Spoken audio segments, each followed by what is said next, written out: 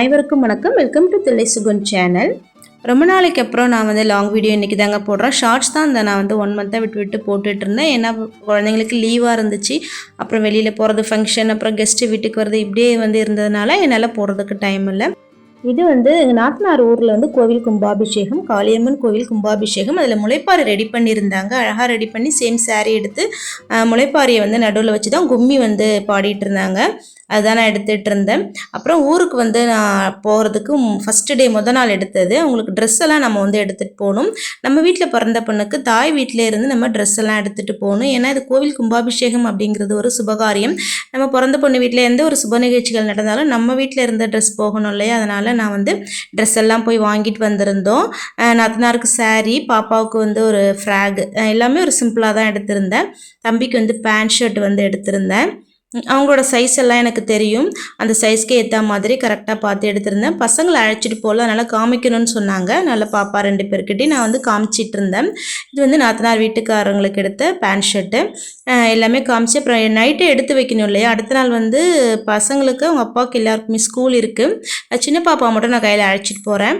அதனால் நைட்டே எல்லாமே நம்ம எடுத்து வச்சுட்டு காலையில் அவங்களெல்லாம் ஸ்கூலுக்கு அனுப்பிட்டு தான் நான் வந்து ஊருக்கு வந்து போகிறேன். அதனால் நைட்டே நான் வந்து எல்லாமே எடுத்து வச்சிடணும் இல்லையா? பேக்கில் ஏதாவது மறந்துடுவேன் அப்படின்னு சொல்லிட்டு ட்ரெஸ் தனியாக, பழம், ஸ்வீட்டு, பூ, வெத்தலை பாக்கு அதெல்லாம் தனியாக நான் வந்து எடுத்து வச்சுருந்தேன். இப்போ குழந்தைங்களுக்கு ஸ்நாக்ஸு அதெல்லாம் வாங்கியிருந்தேன். அதெல்லாம் தனியாக நான் வந்து எடுத்து வச்சுட்டு இருந்தேன். எனக்கு காலையிலே வந்து கிளம்புற மாதிரி இருக்கும். 9 to 10:30 தான் அவங்க கும்பாபிஷேகம் டைம். ஆனால் என்னால் இப்போ வந்து போக முடியல. பாப்பா வந்து எனக்கு மேக்கப் போடுறேன்னு சொல்லி கொஞ்சம் சேட்டை பண்ணிகிட்டு இருந்தேன். அடுத்த நாள் வந்து நான் கிளம்பிட்டோம். பஸ்ஸில் சிதம்பரம் டு சீர்காழி போகணும். அதுக்கப்புறம் ஆட்டோவில் தான் வந்து உள்ளே வந்து இப்போ ஊருக்கு போகணும். அதான் நாங்கள் வந்து போயிட்டுருந்தோம். இவங்க வந்து ஒரு யூடியூபர் தான். அவங்களும் எங்கள் கூட ஆட்டோவில் வந்தாங்க. அந்த ஊர் தான் அவங்க.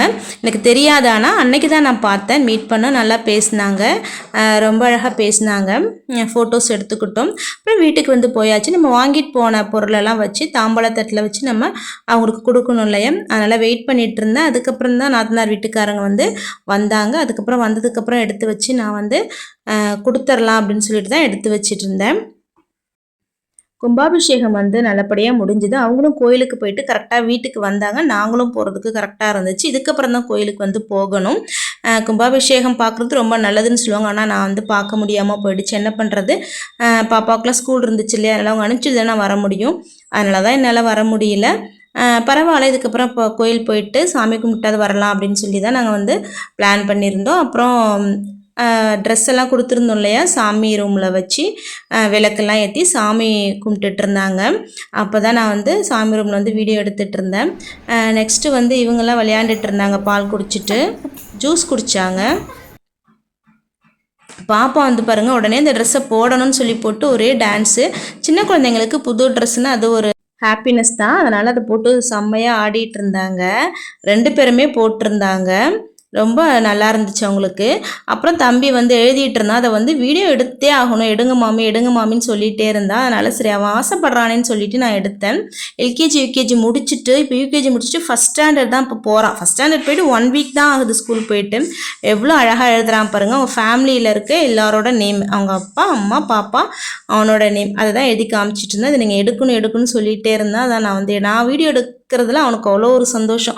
அவன் எழுதுறத நான் எடுக்கிறது. ரொம்ப நல்லா படிப்பான். அதான் அழகாக எழுதிட்டு இருந்தான். ஃபஸ்ட் மார்க் தான் எடுப்பான் கிளாஸில். அப்புறம் இந்த குட்டி ஹவுஸ் வந்து கட்டி அதில் வந்து செட் பண்ணி அழகாக விளையாண்டுட்டு இருந்தாங்க. பெட்டு நல்லா ஆப்டாக இருக்கு போல இருக்கு பெட்டு உனக்கு சைஸுக்கு. பூனைக்குட்டி மாரி உள்ள படுத்துருக்கேன். கரண்ட்டெல்லாம் கணக்கு கொடுத்துட்டிங்களா? கொடுத்துட்டோம். போங்க உள்ளே போங்க. உங்களோட பிள்ளை எங்க? குட்டி புல்லை வச்சுக்க வேண்டியதானே?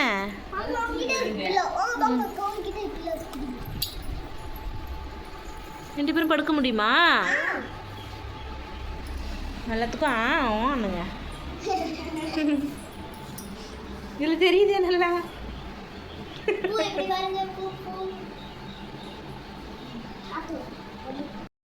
அதுக்கப்புறம் நாங்கள் வந்து இப்போ எங்கே கிளம்பிட்டோன்னு பார்த்தீங்கன்னா கோவிலுக்கு தான் வந்து கிளம்பிட்டோம். அழகாக கோவில் விசேஷன்றதுனால கலர் கோலம்லாம் போட்டிருந்தாங்க நாத்தனார். அதுதான் நான் வந்து எடுத்துகிட்டு இருந்தேன். ஏன்னா கிளம்பிட்டு இருந்தோம், ஆட்டோ வெயிட்டிங்கில் இருந்துச்சு. அது வரைக்கும் சும்மா எடுக்கலாம்னு எடுத்துகிட்டு இருந்தேன். நல்லாயிருக்கும் இந்த ஏரியா. மெயின் ரோட்லேயே இவங்க வந்து இருக்காங்க. ஊர் வந்து கொஞ்சம் உள்ளே இருக்குது தள்ளி. அதனால தான் நாங்கள் ஆட்டோவில் போகிறோம்.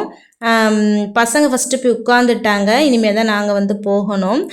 கொஞ்சம் தூரம் தான் உள்ள, ஆனாலும் வெயில் இருந்துச்சு. சின்ன குழந்தைங்க இருக்காங்க, நடக்க மாட்டாங்க இல்லையா, அதனால தான் போனோம் ஆட்டோவில். கொஞ்சம் லேட்டாக கூட ஆயிடுச்சு. அப்புறம் என்னங்க பண்ணுறது, டைம் அப்படி தான் எங்களுக்கு செட் ஆணுச்சு.